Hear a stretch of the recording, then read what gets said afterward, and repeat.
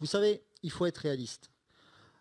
Jésus a dit dans Marc 10, nous serons persécutés. Et ça fait partie des bénédictions. On n'a pas d'autre choix que d'être persécuté parce que l'enfant de Dieu marque absolument la différence. Il ne pense pas pareil. Il ne parle pas pareil. Il ne vit pas de la même manière. Et parce qu'il ne vit pas comme le monde, eh ben, il en est rejeté.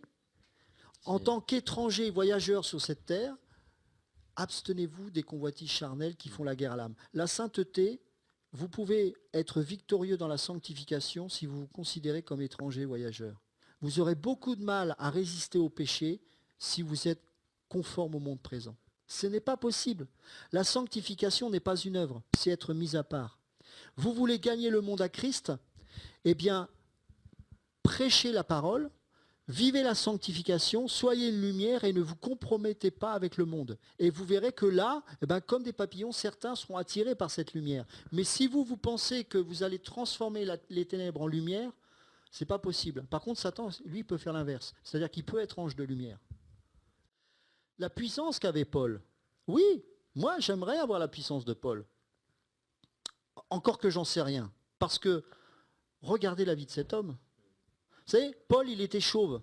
Paul, il avait peut-être une voix comme ça. C'est pour ça que les Corinthiens se moquaient de lui en disant, mais attends, quand il nous envoie des lettres, c'est puissant, c'est violent, mais quand il vient ici, il nous fait bien rigoler. Et Paul dit, mais vous voulez que je vienne vraiment avec la puissance? Ok, vous allez voir ce que c'est que la puissance de Dieu.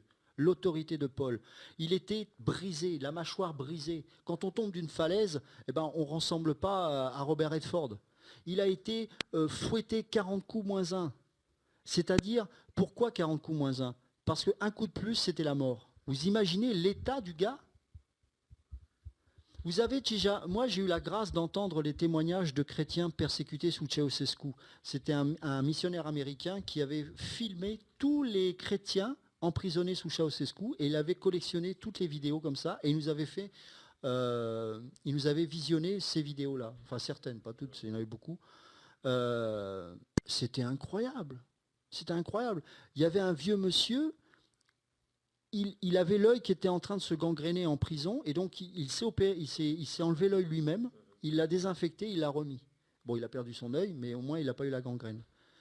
Et quand on lui dit, mais qu'est-ce qui s'est passé alors pendant ces temps-là là-bas? Et je vous assure, cet homme-là, il rayonnait comme un ange. Il disait, je n'ai jamais été aussi heureux qu'à ces moments-là. Il dit, j'aimerais revivre ça parce que je sentais la présence de Dieu. Je sentais la présence des anges. Il dit, c'était incroyable, incroyable. C'est ça la gloire de Dieu. C'est quand même plus beau qu'un costume boss à 1000 € avec des paillettes et un trône en velours rouge. Ça a quand même une autre dimension. La véritable beauté du Seigneur, c'est celle-là. Le Maître lui-même n'avait ni éclat, ni beauté, ni apparence. Vous savez, Jésus était un bon juif. Il avait des mains charnues parce que c'était des mains de charpentier. Il avait un corps amaigri parce qu'il jeûnait régulièrement et il dormait peu. C'était pas le beau Jésus qu'on voit dans les films.